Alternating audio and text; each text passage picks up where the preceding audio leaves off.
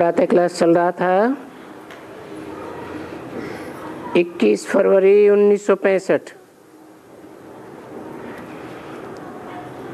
रविवार। 5वें पेज के आदि में बात चल रही थी। अभी रावण राज्य को कोई नहीं जानते हैं, न राम को और न राम की बायोग्राफी को जानते हैं, न रावण को और न रावण की बायोग्राफी को जानते हैं।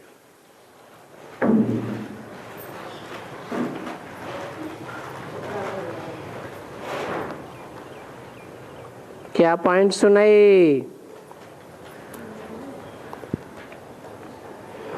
बाबा उनके लिए समझाते हैं कि एक तो समझाओ कि शिव बाबा के ऊपर से एक ही चित्र,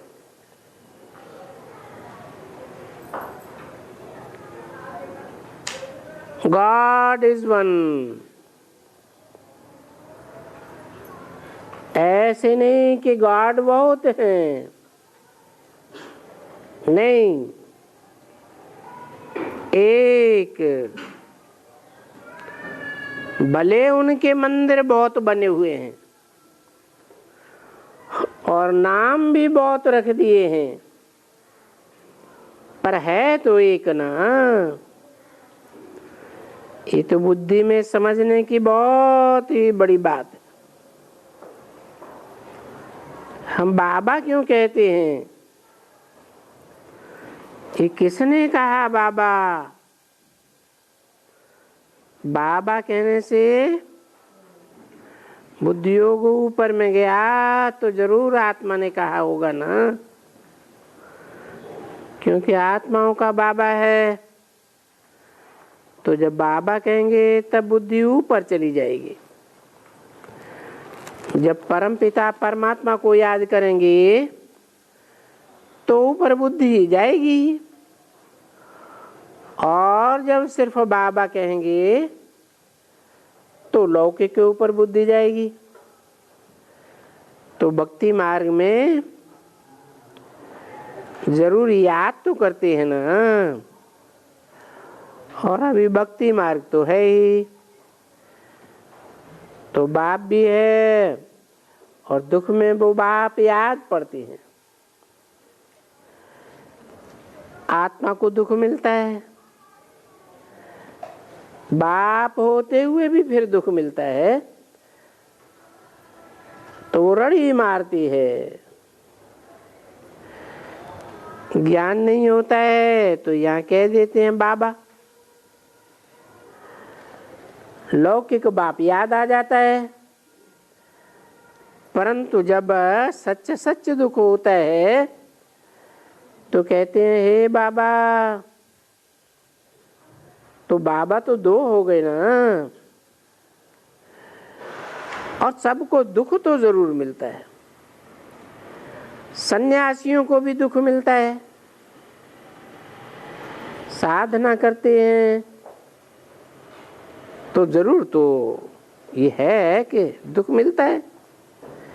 देखो वो भी रोगी होते हैं, बीमार होते हैं, ऐसे नहीं है कि कोई बीमार नहीं होते।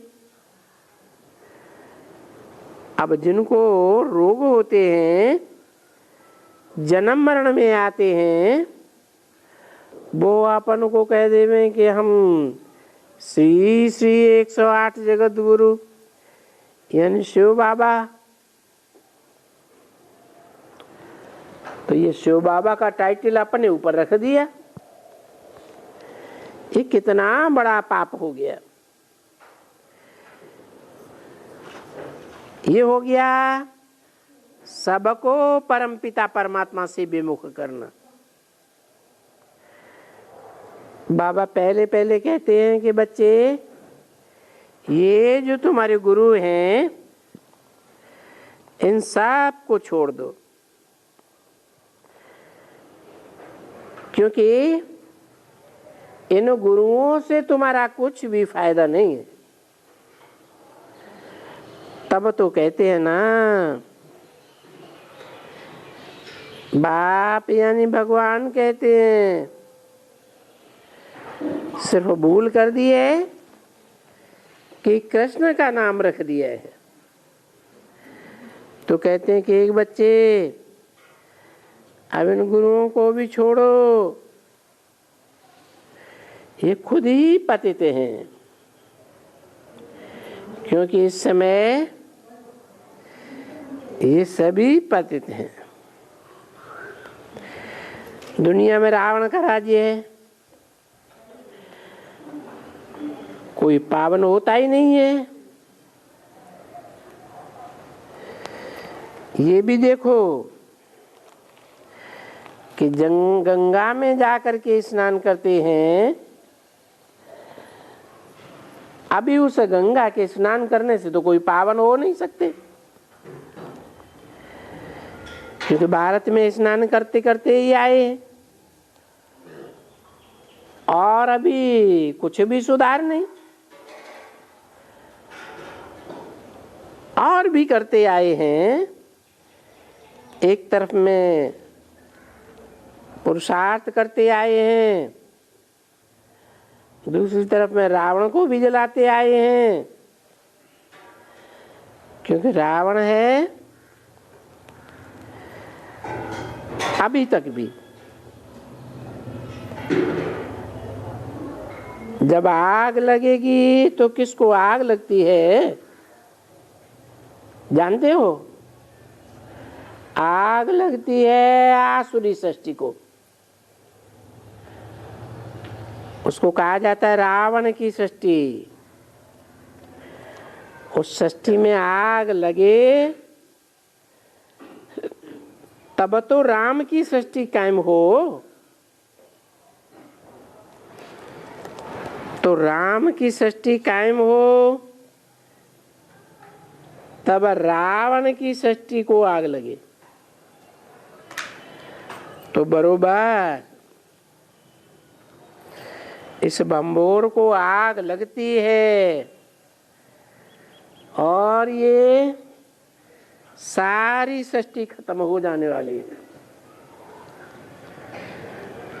जबकि ये भारत खास और सारी दुनिया आम सब कब्रिस्तान बनना है, जरूर बनना है। तो कब्रिस्तान से तो दिल ही नहीं लगानी चाहिए। बाबा ने हद का और बेहद का संन्यास भी समझाया। अभी मुझे याद करो, मेरे पास आना है, क्या तुमको ये कब्रिस्तान पसंद आता है?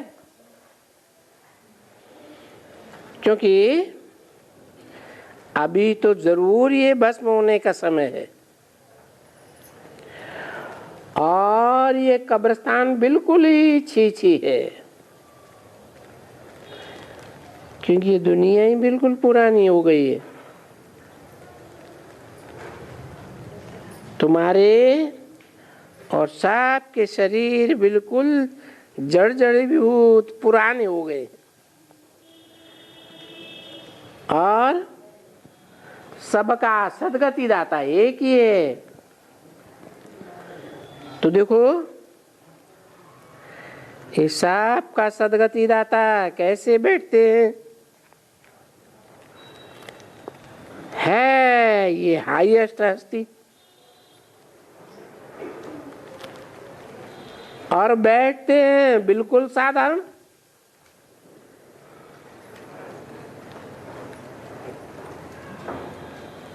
ये कोई जैसे कोई साधारण आदमी हो, साधारण पुरुषार्थी। इसीलिए गाया जाता है त्रिमूर्ति ब्रह्मा।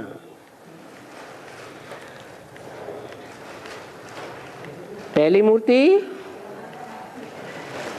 नीचे की मूर्ति ब्रह्मा, फिर उससे ऊपर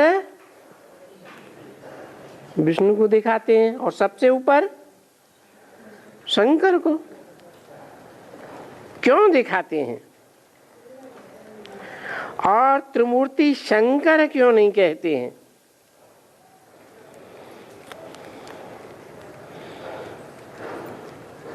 तो ये त्रिमूर्ति ब्रह्मा, ये हस्ती यहां के लिए है ऊंच ते ऊंच, लेकिन देखने में आती है साधारण। तो फिर ये हस्ती हुई ना, जिसमें परमपिता परमात्मा का प्रवेश है। बस इन जैसी ऊंच ते ऊंच हस्ती और कोई होती नहीं है, क्योंकि उस हस्ती द्वारा बच्चों को नॉलेज भी देते हैं।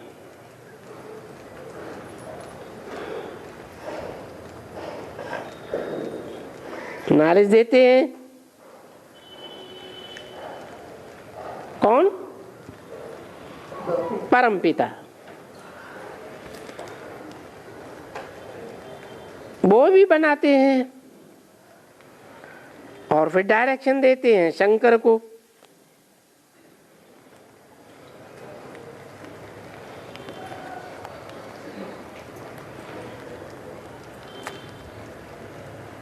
और ये शंकर का नाग क्यों रखा है? गले में पड़ गया।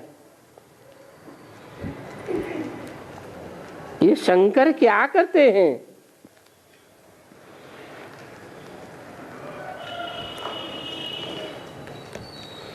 नाग को साथ ले बैठे,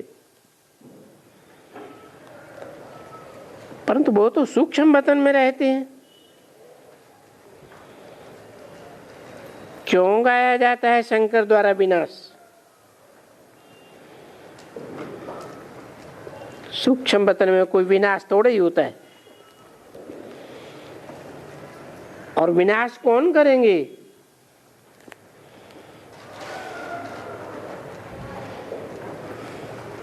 बाबा तो नहीं करेंगे। अपने बच्चों का विनाश, बाबा तो प्यार का सागर है।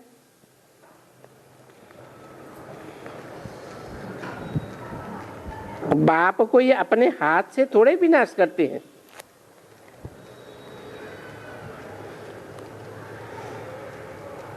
जिस जानते हो कि बाप उत्पत्ति करते हैं, पालना करते हैं,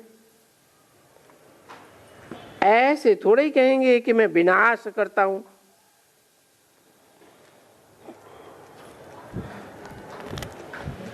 विनाश तो फिर काल के ऊपर नाम रखा हुआ है, क्योंकि ये जो काल है इसको रखा गया है ना।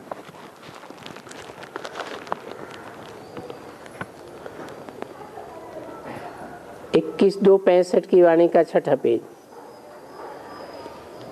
ऐसे नहीं कहेंगे कि परमात्मा ने इनको मारा। नहीं,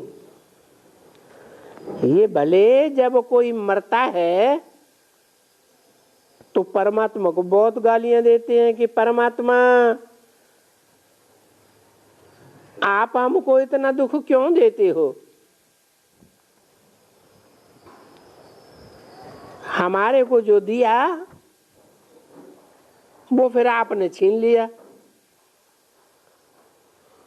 अरे वो तो हमारी मर्जी है ना, हमने दिया, हमने छीन लिया, उसमें तुम क्यों रणी मारते हो, क्यों रोते हो?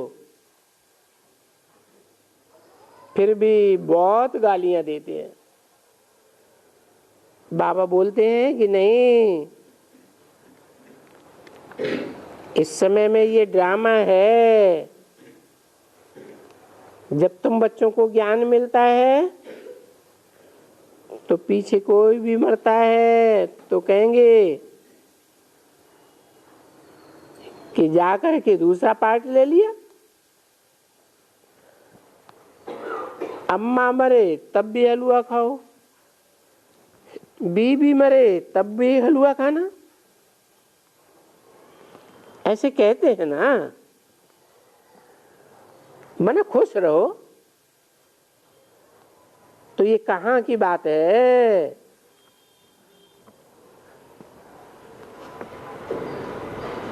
ये अभी संगम युग की बात है, जबकि सतयुग सामने खड़ा है और वहां मरने का नाम नहीं है। माँ मरे तो भी हलवा खाओ, खुशी मनाओ। शरीर पुराना लेकर नया दे देते हैं तो खुशी की बात हुई ना। वहां बड़े साध माने होते हैं, यहाँ तो रोदन ही रोदन। वहां साध माने होते हैं, रोते तो नहीं है। दूसरा, वो समझते भी हैं ये तो बुढ़ा हुआ, अभी नया शरीर लेना है, तो वो तो अच्छा ही है ना। तो वहां तो कोई रोते ही नहीं है। उसको कहा ही जाता है अम्मा मरे तो हलवा खाना, बीबी मरे तो हलवा खाना। यहाँ अम्मा मरे तो भी रोना पीटना। तो ये है ही या हुसैन की दुनिया, और वो है हर्षित होने की दुनिया। इसलिए उनका नाम ही बड़ा फर्स्ट क्लास है, पैराडाइज, हेवन, बहेश्त। यहाँ कहते हैं कि अरे भाई तुम्हारा बाप मर गया, अच्छा कहाँ गया? कहते बैकुंठ में गया। फिर तुम क्यों रोते हो? नरक से स्वर्ग में गया तो अच्छा हुआ ना, फिर भला रोते क्यों हो? ये तो बताओ। नरक से स्वर्ग गया तो तुमको तो ताली बजानी चाहिए, खुशी आनी चाहिए ना। तो अभी ज्ञान न होने के कारण रोते हैं, और वहां तो ज्ञान रग रग में भर गया। आत्मा स्वयं ज्ञान स्वरूप हो गई, देहभान का नाम निशान नहीं। यहाँ रोते हैं, वहां ताली बजाते हैं। तो फर्क हो गया ना। यहाँ भारत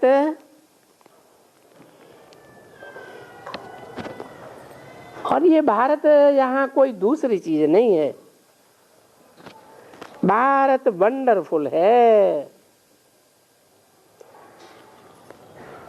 भारत में प्योरिटी में बहुत सुख, और भारत में इम्प्योरिटी बढ़ती है तो बहुत दुख। तो बाप बैठ करके समझाते हैं ये स्वर्ग क्या है और नरक क्या है। जिसके पास धन है वो बोलता है कि स्वर्ग है। बाबा बोलते हैं कि अच्छा ये स्वर्ग है,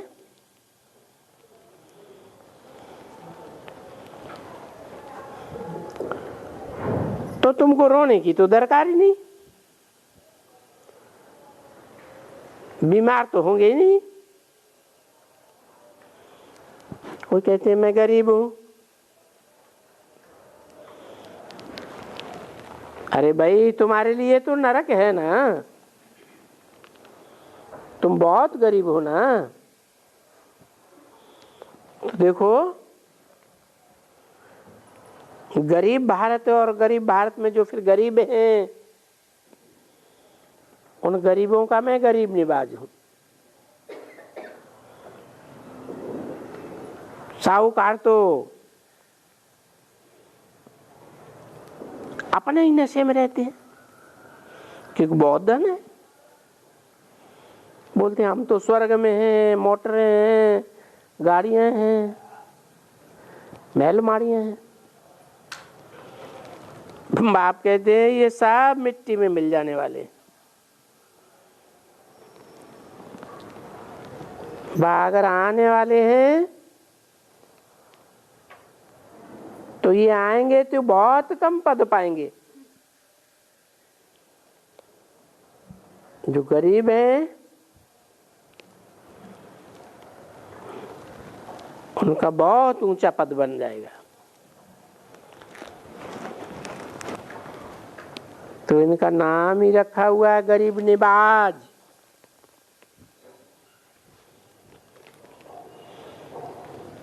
अब ये जानते हो कि भारत सबसे गरीब है।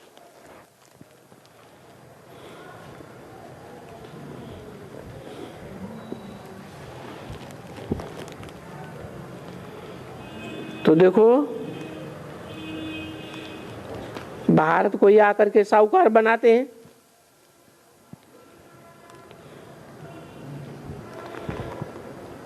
क्योंकि इस समय में ये भारत बिल्कुल गरीब है।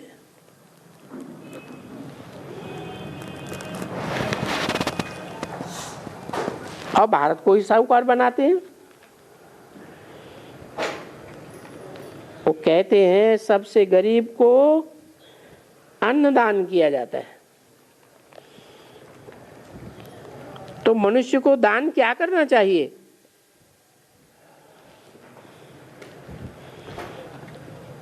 जिसके पास पेट के लिए कुछ भी न हो, उनको क्या देना चाहिए? है? अन्न देना चाहिए।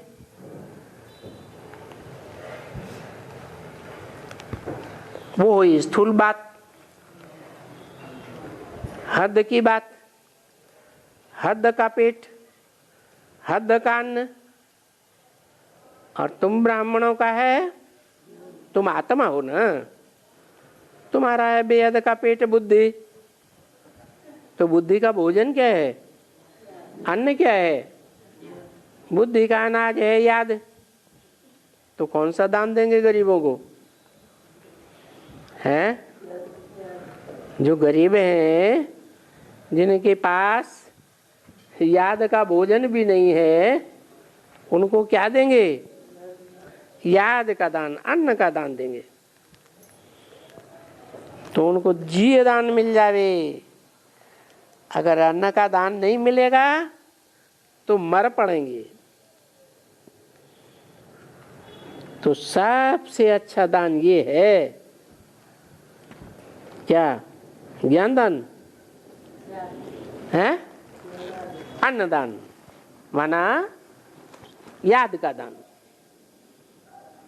इसलिए गीता में क्या बोला? अन्नात् भवति भूतानि। क्या? अन्न से प्राणियों की उत्पत्ति होती है। तुम जितना याद करेंगे उतना उतना ज्ञान में बहुत निकलेंगे। तो किसकी उत्पत्ति हुई है? तुम्हारी याद करने से, अन्न का दान देने से बहुत भूत, भूत माने प्राणी निकलेंगे। कैसे प्राणी निकलेंगे? गरीब। तो सबसे गरीब को अन्नदान करना चाहिए। सबसे अच्छा दान है अन्न का। देखो कितना अन्न देते हैं। अगर वो अन्न न देवे, क्योंकि गरीबों को अन्न दिया जाता है ना, तो वो समझते हैं कि बहुत गरीब हैं। परंतु जिस बात से बाबा समझा रहे हैं उस नमूने से ही समझना चाहिए। समझते हैं कि ये बहुत साहूकार था, अब गरीब बना है, इनको दान देना चाहिए। वो दान न लेवे तो अभी तुम लोग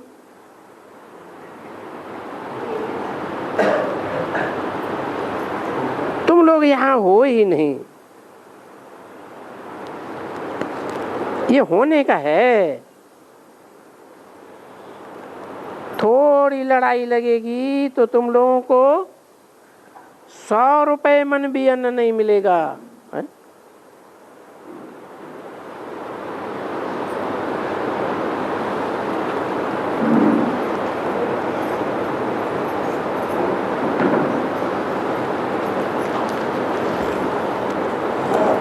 क्या बोला? थोड़ी भी लड़ाई लगी तो तुम लोगों को 100 रुपए भी अन्न नहीं मिलेगा। 100 रुपए मन 2.5 रुपया किलो। तो वो तो लड़ाई लग चुकी। कौन से सन की मुरली है? 65 की। उसके बाद तो हिंदुस्तान पाकिस्तान की लड़ाइयाँ लग गई ना। तो अब तो 2.5 रुपए तो क्या, अभी तो 15 रुपए किलो। और वो भी समय आएगा, वो भी समय आएगा जो अन्न मिलेगा ही नहीं। क्या कहा है? फिर कौन से मन की भी बात है? ऐसा भी समय आएगा कि याद लगेगी ही नहीं, तो बेहद का अन्न मिलेगा ही नहीं। किसके पास अन्न होगा? तो खून करके भी छीन लेंगे। अभी वो समय आ रहा है।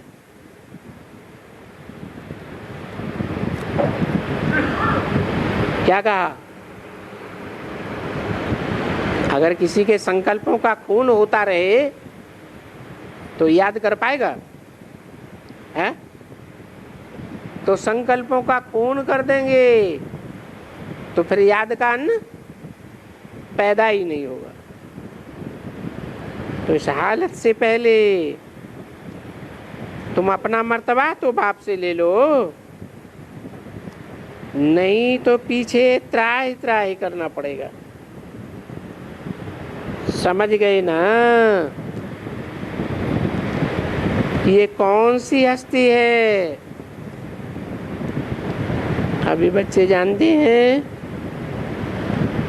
और तो कोई भी नहीं जानते। बच्चों में भी नंबरवार पुरुषार्थ अनुसार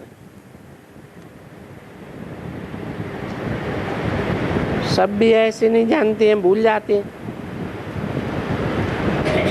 जानते हुए फिर भूल जाते हैं। अच्छा, टोली ले आओ। सबको कहा करते हैं कि सबका मौत है, सबका वानप्रस्थ है। एक सदगुरु है जो बड़ा सहज मंत्र देते हैं। उस मंत्र का संस्कृत बनाया है। क्या संस्कृत बनाया? मन मना भव मध्याजी भव। बोला इसमें ही है, बाप को याद करो, मन मना भव। उसका अर्थ रख दिया है कि बाप को याद करो। तो मन मना भाव का अर्थ यही कहता है। वो संस्कृत अक्षर है, बहुत शोरगुल करता है। क्यों लगा दिया?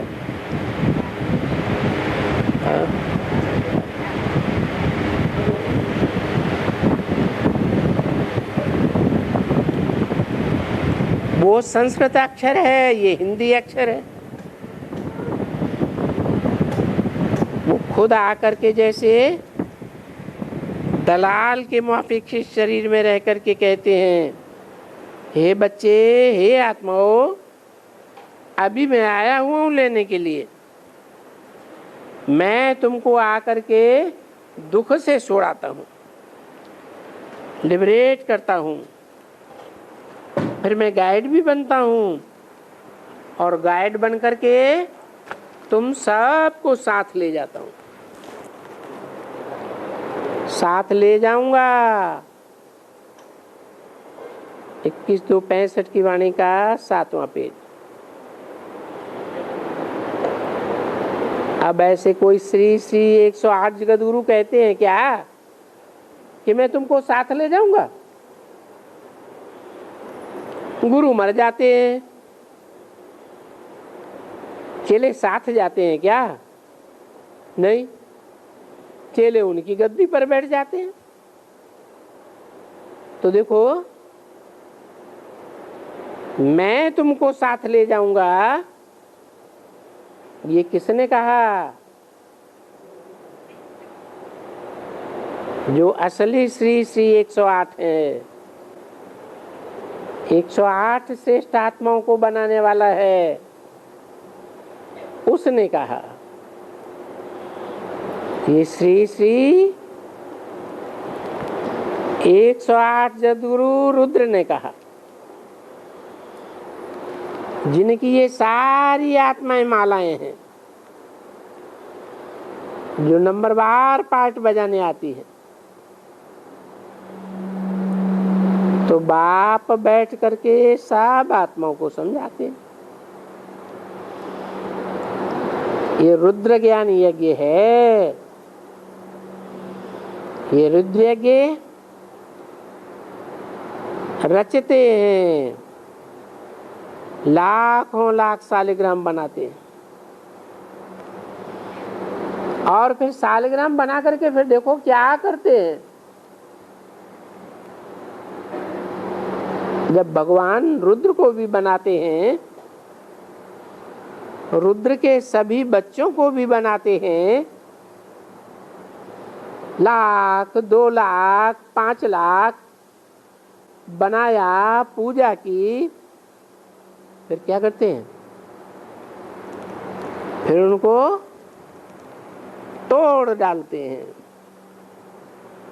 जैसे देवी देवताओं की हस्ती का ये हाल कर देते हैं, तो जो हस्ती के अलग हैं शिव बाबा,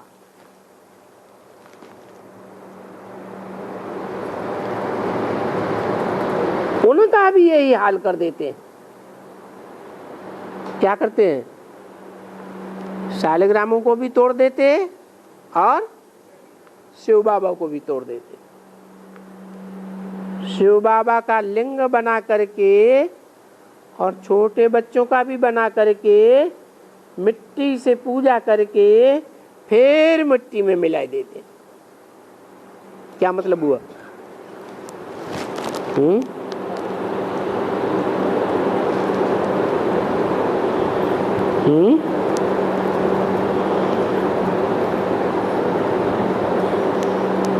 संगम युग में इसकी शूटिंग कैसे होती है?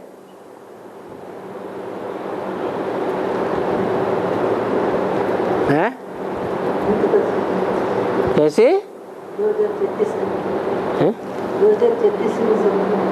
36 में हुई शूटिंग। शिवलिंग बनाए और तोड़ दिए। बनाए थे वहां लाखों शिवलिंग हैं, एक बनाया था हैं, बेहद का बनाया था। कैसे? वहां तो किसी ने पहचाना भी नहीं। नहीं, ये बुद्धि से समझने की बातें हैं। लाखों आत्माओं को शिव जिसमें प्रवेश करता है, मिट्टी के शरीर में ही प्रवेश करता है ना। जिस शरीर में प्रवेश करता है उस लिंग को मानते हैं, पूजते हैं, फूल अर्पण करते हैं और सतो प्रधान में खुद भी अर्पण में होकर कार्य करते। तो जब तमो प्रधान बनते हैं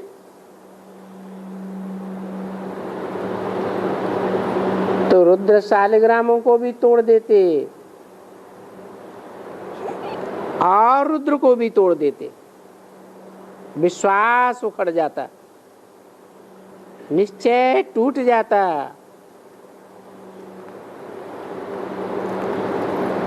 तो देखो कैसे मिट्टी में मिला देते।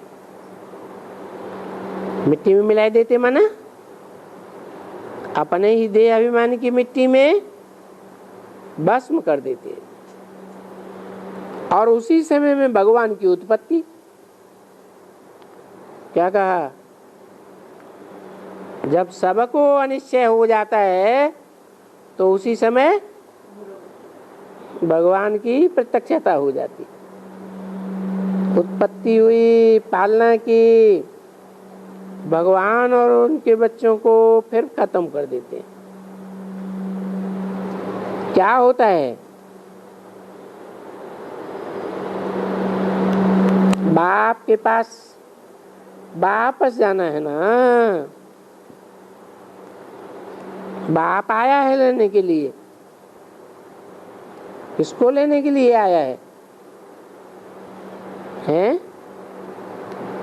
बच्चों को लेने के लिए आया है ना। बच्चे माने कोई शरीर सहित बच्चों को ले जावेंगे? नहीं। किनको ले जावेंगे? आत्माओं को ले जावेंगे। तो फिर साजन भी कहते हैं हम बच्चों को लेने आए हैं, पर बच्चे जानते हैं कि हम पतित हैं।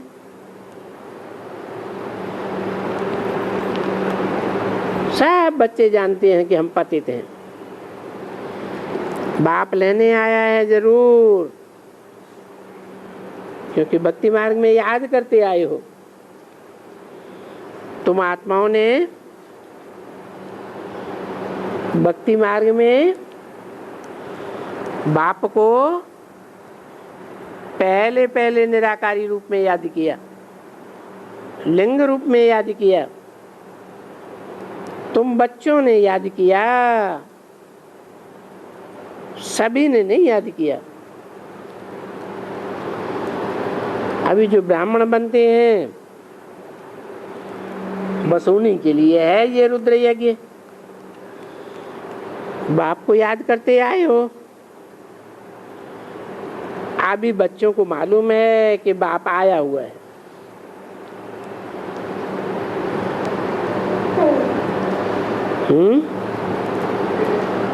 अभी माने कब?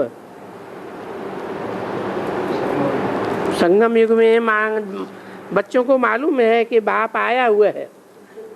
आया हुआ है कि चला गया?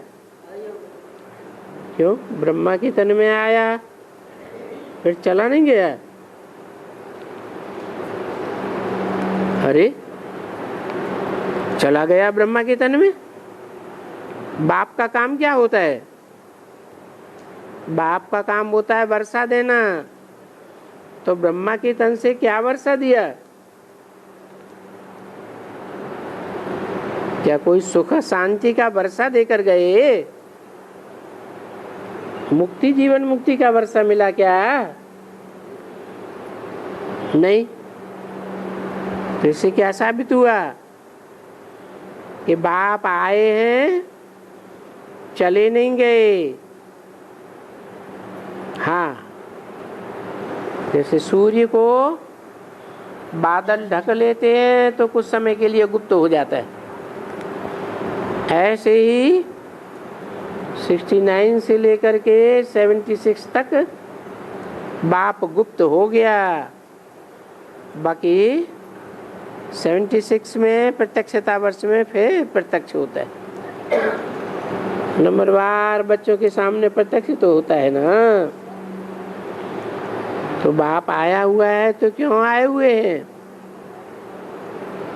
आने का मकसद क्या है? हैं? अरे बाप आए हैं बच्चों को वापस ले जाने, तो वापस लिए बगैर चले जाएंगे क्या? हैं? साथ रहेंगे, साथ चलेंगे, कहाँ ले जाएंगे? बच्चे दुखी हो जाते हैं, बच्चे खो जाते हैं, तो बाप उनको कहाँ ले जाते हैं? फिर ढूंढ के कहाँ ले जाते हैं? घर में ले जाते हैं। तो शांति धाम तुम्हारा घर है, शांति धाम में जाकर के फिर तुम सुखधाम में आ जाएंगे।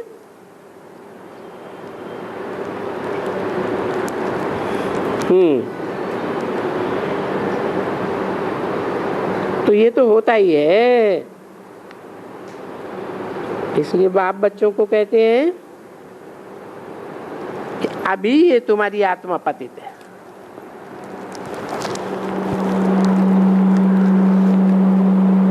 ज्ञान सागर सब शक्तिवान बाप को याद करने से तुम्हारे विकार भस्म हो जाएंगे।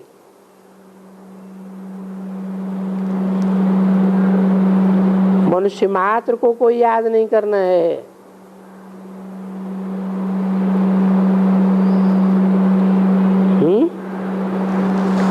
मनुष्य मात्र को याद नहीं करना है।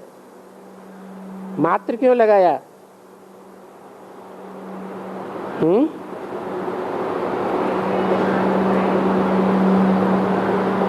एक मुरली में बोला, न साकार को याद करना है न निराकार को याद करना है। हाँ जी। तो कोई कहे कि प्रजापिता, उसमें तो शिव आते हैं, तो उनको याद करने से क्या होता है? अरे उनको भी याद करेंगे तो भी पार नहीं लगेंगे।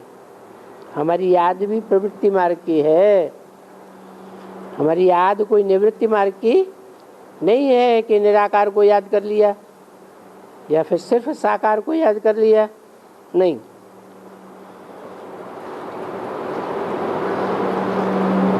न मनुष्य को याद करना है, न बंदरों को याद करना, ना कोई हनुमान को याद करना, न पानी को, न कोई देहधारी। इसमें सब आ गया।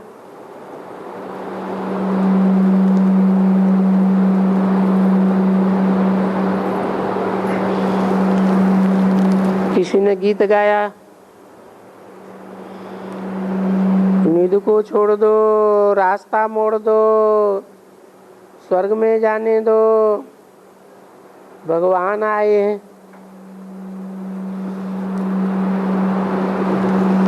जरूर आए हैं भगवान, किस लिए? बच्चों को वापस ले जाने के लिए। जो सत्यनारायण की कथा गाते हैं ना, ये सच्ची कथा है ना, और फिर ये अच्छा है, घर घर में ये कथा होती है।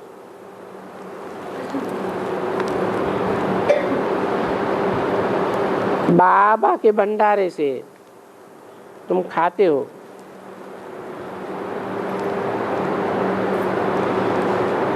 तो बच्चे ये पक्का रखो, ये बच्चों का भंडारा नहीं है, शिव का भंडारा है। जहां ये शिव का भंडारा है, क्योंकि भंडारा तो फिर शिव का ही होता है। किसी बच्चे का है क्या? जिसने शिव बाबा को सब कुछ अर्पण किया, अर्थात वारिस बनाया उस बच्चे का है। हाँ, शिव बाबा को वारिस बनाएंगे तो शिव बाबा प्रॉपर्टी तो कुछ भी नहीं लेंगे। शिव बाबा कोई की प्रॉपर्टी लेते नहीं है। शिव बाबा पैसा लेंगे? बिल्कुल नहीं लेंगे। हो गया। उनका अभी 1 मिनट देरी होती है। एक तो बाप आशीर्वाद करते हैं,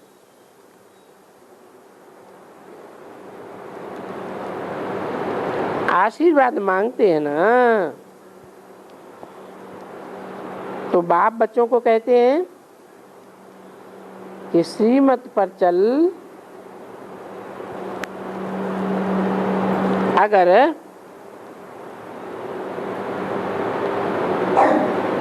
अगर मगर करते हैं, माना श्रीमत पर नहीं चलते हैं, श्रीमत पर कोई जास्ती तकलीफ तो नहीं होती है।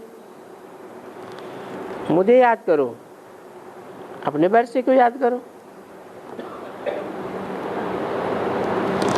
मैं बाबा की बनूंगी, बाबा से विष्णुपुरी के मालिक पने का वर्षा लूंगी, बस यही बातें याद करते रहो।